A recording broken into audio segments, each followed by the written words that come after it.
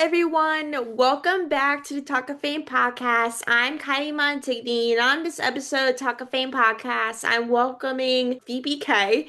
Victoria is a disabled, multilingual, petite curve model, actor, and singer. She's the first Spanish petite curve model to walk an official calendar fashion show in the world. The first petite curve model to walk the London Fashion Week to be featured in ELLE, Harper's, Bazaar, Glamour Magazine, and a cover of Vanity Teen. She has ADHD, EOE, PCOS, and lives in New York and Los Angeles. She started modeling and acting professionally in 2021, has been in various short films, guest starring on a web series, and model for various international brands and publications. So she studied and she trained as a singer for over 20 years and studied costume design for 3 years at Rutgers University, where she graduated with a bachelor's in theater and concentrations in music, Spanish, and Japanese. In addition, she's a trained horseback rider and archer. She's also co-founded the Starters Block, a nonprofit which is to bring back new faces and originally to fashion and entertainment, in which she was a casting director for High Revolution, an organization dedicated to highlighting short women in fashion. As a petite plus, neurodiverse, and disability model and actor, Victoria advocates for media for inclusion and hopes to inspire both current and future generations. Welcome to the podcast. I'm just so excited to have you on. I really appreciate you coming on and taking the time with us.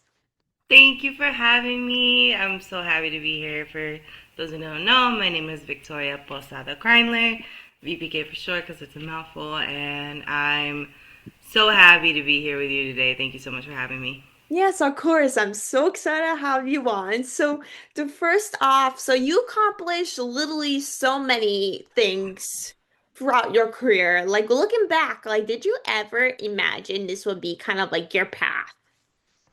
No, well, I always dreamed of it. I was like 8 years old when I saw Britney Spears at the VMAs, at the Anaconda, doing her performance, and I was like, "Mommy, I want to do that." So I always wanted to be in this, and I always dreamed of it. But I still kind of feel like I'm in disbelief or a little imposter syndrome. Like it's happening. What? Mhm. What? Like Britney Spears, like back then when she started is crazy. I don't know how she is now though, to be quite honest with you, but back then when she first started out, she was like, oh my God, insane. I think she's just enjoying being free from the conservatorship. Honestly, I I think she's know. just living her life and just. I think she's a mother too. I don't know all her. Yeah, I think she has like Stuff. two sons or something. Yeah, so she's probably just enjoying herself and I loving know. motherhood. I don't blame her. Like, did you see she got like a DUI or something like a month or two ago, maybe? I did not see that, so I'm not the best at keeping up with the pop culture of celebs. But if she did, that's unfortunate, and I feel for her.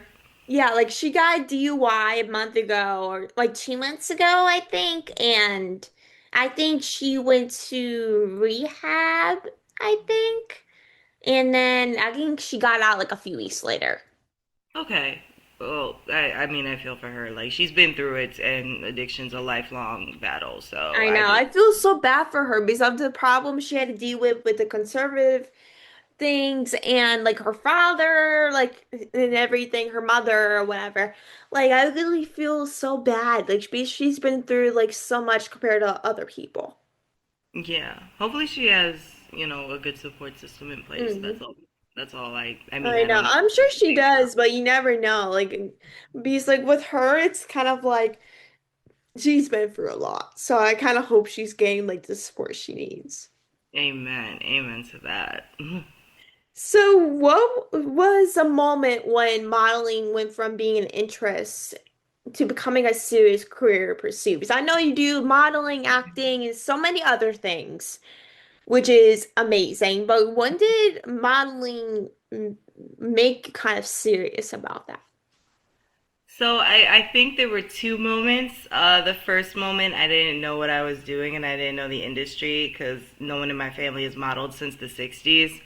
So the first moment was when I got signed, I think, to my first scam agency because it was a scam. We didn't What? know that. Yeah, girl, every model's been signed to a scam agency if they're from the States. Like, it's just such a thing. A lot of people just don't talk about it. And yeah, so I think in that moment I thought I made it, but then I quickly, along with a bunch of other girls from that agency, realized this is not it. So then we left. And then the real moment, like the official moment, was in 2021 when I got signed to my first like models.com listed agency. Which gives it credibility and veracity because all the big names are on models.com, like IMG, Yeah. Wilhelmina. It's a vetted platform, so that was definitely, I think, probably the official moment. Yeah, like that's crazy you got scammed. Like I didn't know that was like a crazy thing in the modeling industry. Yeah, it's such a common thing, especially now. Like whenever times get tougher in a country economically, of course, scams become more prevalent because people are trying to Mm. make it and get by. So right now, there's just a lot going on, and because it's not a unionized or well not established, but safeguarded industry. No, yeah. Yeah, it's Like just easy how'd to you get. figure out that was even a scam? Mm. The group chats. It's always a group chat. Oh. It's always a group chat. There was a group chat on IG of all the girls at that place. We're like talking to each other. We talk to each other, so it's just like we were asked to pay $100 to side with these people. I don't think that's real. $100 a sign? That's not. It was not it. And then they were like, "Oh, we're all about inclusivity," and they only took like 5'9" white size 2 blonde blue eyed girls to Fashion Week. I'm like, yeah, no, this is not. This is not Like a real. little like models. It's like you it feels like it's always the blondes. Like it really that's why I realized it's like always the blondes. Or like Hmm. brunettes. Yeah. Yeah. You don't see it with the redheads as much. I don't know. I guess I know. That's what the I red. realized too. It's like you barely see redheads or like black hair. Wait, I think we do see a lot more black hair now, Mm, but in the past, yeah, definitely. I think definitely black hair is a bit more of a trend than the brunette or blonde. I know, which is a great thing. I mean, I wish there was like all like different colors, no matter like what you look like in size. I think that's important to visit diversity. But at the same time, like modeling can be like so tough because there's so many models and everything out there, and like this people are just sometimes very picky with that. Yeah, dead ass, definitely. Like, what is like your favorite part of modeling? Like, is there a specific like part that you just love about it? I love when I'm on set with everybody and that moment when you're doing something and you made that amazing shot and then the photographer comes over, everybody's huddling up a little bit like a sports team. We all look at the camera and then we go ah, and then just that moment of like we Mhm. made that ah! It's like it's great because someone's doing the fan and blowing your hair, another person's holding the garment, and the makeup's right there, being like, "I'm ready with touch-ups whenever you need me." Mhm. It's just that beautiful moment when everybody's work is just there and visible and tangible, and we make like a little baby on set.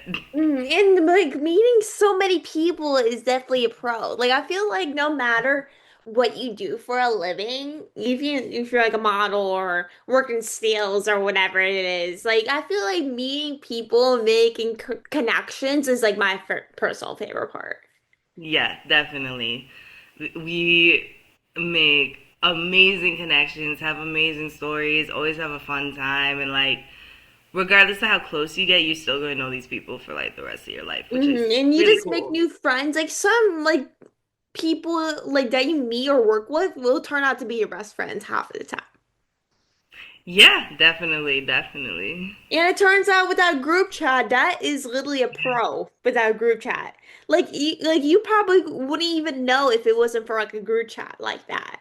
Exactly, exactly. Because we don't have a union, so we gotta rely on each other.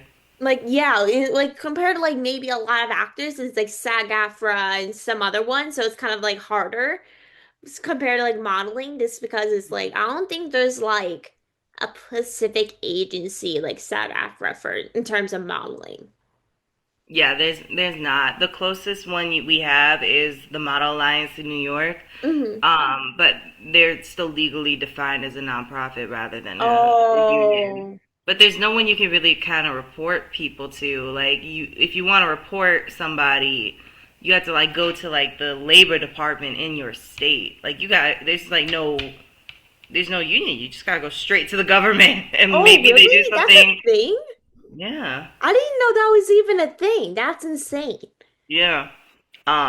Yeah, it's a lot. Or maybe the platform they're listed on, like if the agency is listed on models.com, then you can go to models.com, but models.com is not, they're not law enforcement, they're not a union, they're not the government. So, yeah, they could take them off their platform, but like let's say hypothetically, well, not hypothetically because this actually happens, but for hypothetically, let's say a model agency is involved in human trafficking.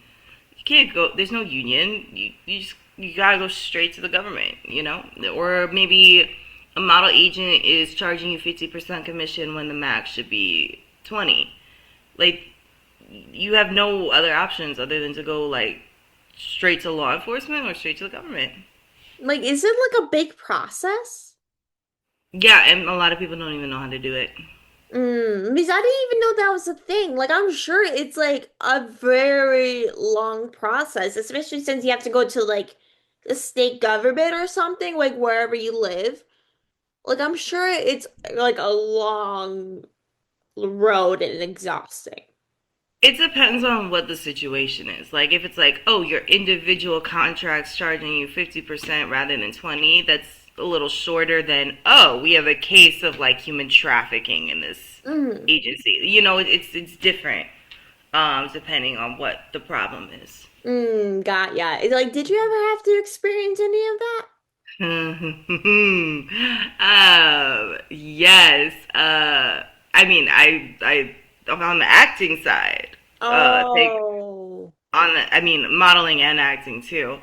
Um, on the modeling side, we all there's like a blacklist. And when Ship Model was still active, that was almost like our whistleblower. Mm-hmm. So, being outed on there was a big thing. There was a blacklist on there via that account. And for acting, there was actually an agency, like a SAG-AFTRA agency, Mm-hmm. that has to follow SAG-AFTRA rules. They tried to charge me an exit fee and another actor too, and I was like, no, no, no, no, no, no, no. Even before I sent the email in reply to that bullshit, I had already emailed my lawyer. I had already emailed SAG. I already had emailed a bunch of other like coaches and managers and agents and informed them. I had not even replied. I was like, the moment you send that illegal request to me, I already have my entire team in the know about it.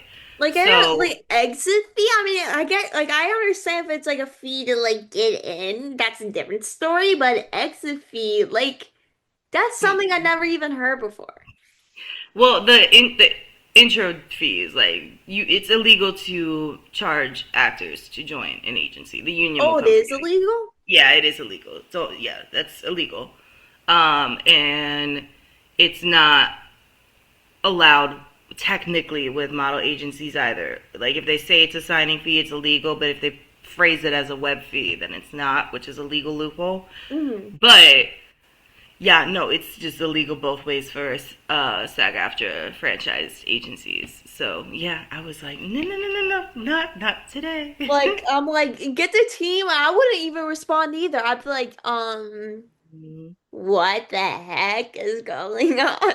Yeah, That's I had something my like union I meeting yesterday. never I never got to experience anything like that, thankfully, and I hope that like that doesn't happen. Fingers crossed. But just like have that, I'm just like I didn't even know that was even a thing, like with stuff like that. Yeah, it's the wild wild west out here. I know, like that's like I feel like a lot of like organizations like SAG-AFTRA or like stuff like that. I feel like it happens like all the time. Yeah, it's also been happening a lot more frequently lately because Oh, it has? yeah, because the times are tough, girl. Hmm. Oh, and like with all that, I'm just like people just want to make money. Like I'm just like I just want to get paid to make a living. Yeah, exactly. Like we can't live if we don't have a paycheck. So I'm just like I need more Mhm. jobs. No, we need jobs to just pay more. We I just need know, the one job. exactly. Like the minimum wage is 7.25 Where? everywhere. Like minimum wage is 7.25, or at least in Pennsylvania it is. But Yeah, it's like not bad minimum in New wage used to York. be like 7.25 here. And I In New think, York, it's 15. wait, really? Mm-hmm. That's But insane because Pennsylvania is 7.25. but also Pennsylvania is half the price like of cost of living. Like a studio apartment in Manhattan is $6,000 right Yeah, now. like that's because like if you Hmm. live in a city, I understand like it could be like Hmm. much more. But Pennsylvania is 7.25. Like years ago when my dad was growing up, it was like $4 and something. Like Dang, in the that's 80s, wild. 90s, like around that point. When I was growing up in New York, it was $14. So I was like, oh, it went up. Yeah, yay, Like I finally. like now I want to move to the city. If you get 14 or 15 an hour, I'm just like bring that to Pennsylvania. Like bring that over Yeah. here. But I understand like with the city, it costs much more money. Hmm. Yeah, yeah. That's insane. So, like, have there been any moments when people told you that your goals really weren't realistic because of industry standards? Yeah, I got exact quotes for you on that right now. When I first started, there was a photographer who said if you lose 10 more pounds, you'll be unstoppable. There was a male model agent, and he's like, you have so much stacked against you. Maybe you should focus on like streetwear.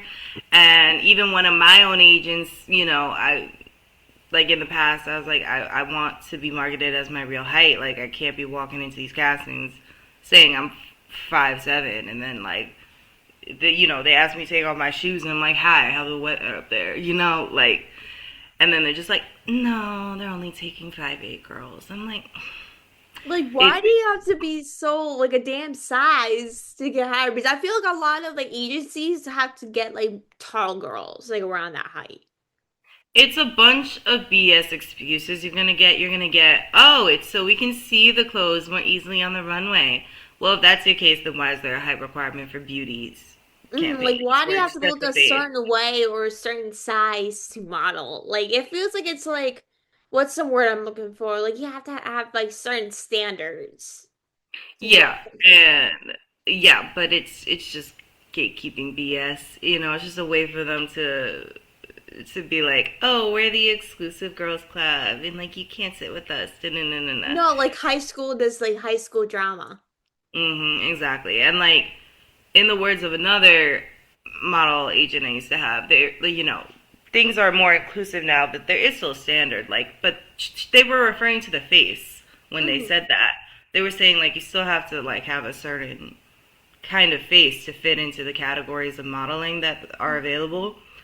But with height and size and all that, it's just BS. Like, there's a place for everybody. People are just on trend with this Ozempic heroin chic BS, and they're Mhm. just trying to feel exclusive again and all that. It's just not Exactly. I feel like if I was in that situation, I feel like I would be like mentally drained. It would like affect me so much.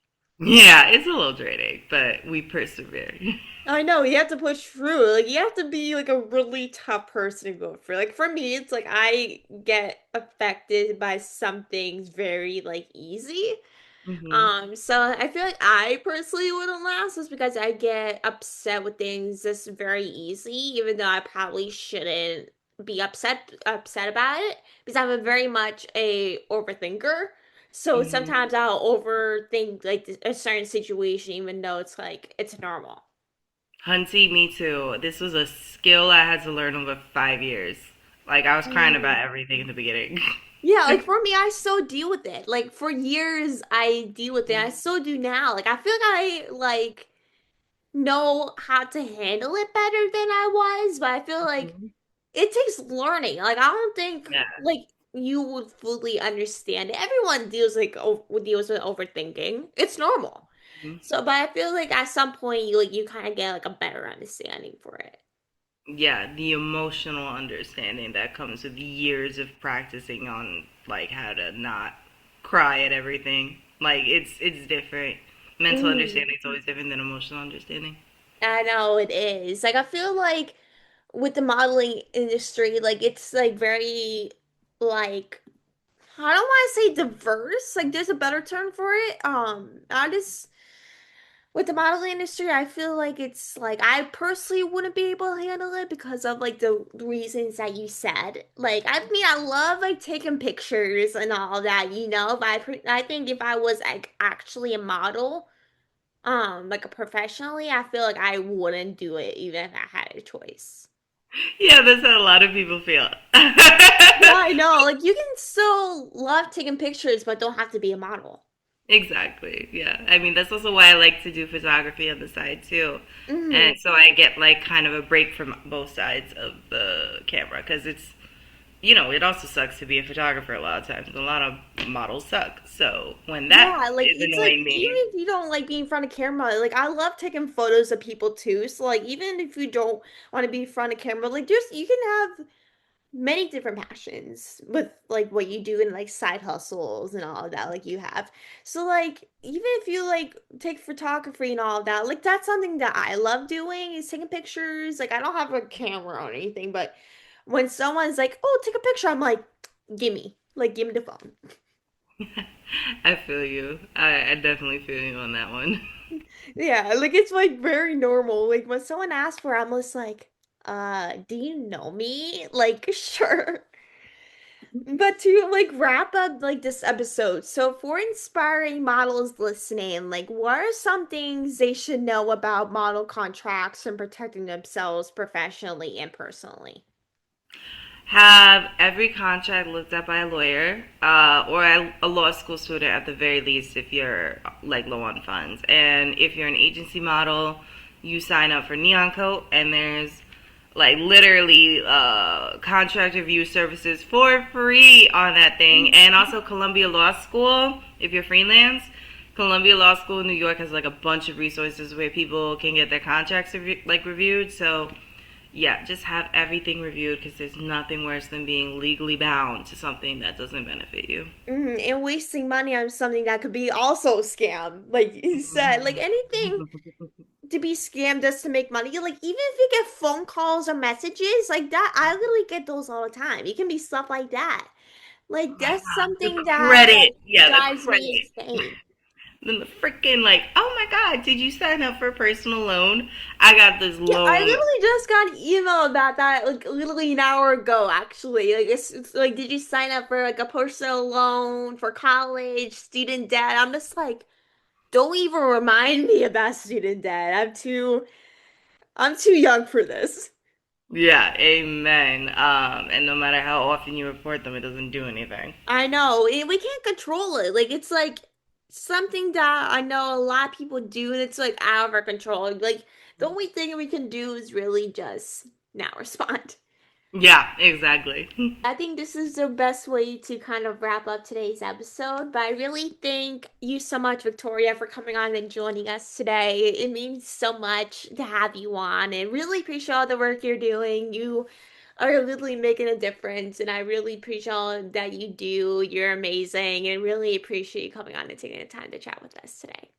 No, thank you for having me. I'm so happy to be here and so grateful you even asked. So, thank you. Thank you. Always. And thank you everyone for listening. Make sure to like, subscribe, and review, and I'll talk to you guys very soon.